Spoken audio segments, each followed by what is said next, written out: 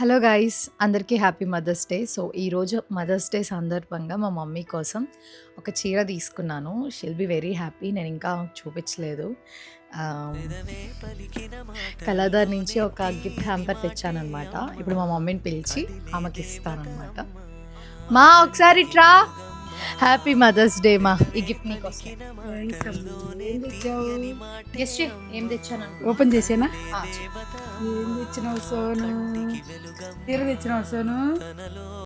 మమతే కలిపి పెడుతుంది ముద్దగా, తనలాలి పాటలోని సరిగమ పంచుతుంది ప్రేమ మధురిమ. పెదవే పలికిన మాటల్లోనే తీయని మాటే అమ్మా, కదిలే దేవత అమ్మా, కంటికి వెలుగమ్మా.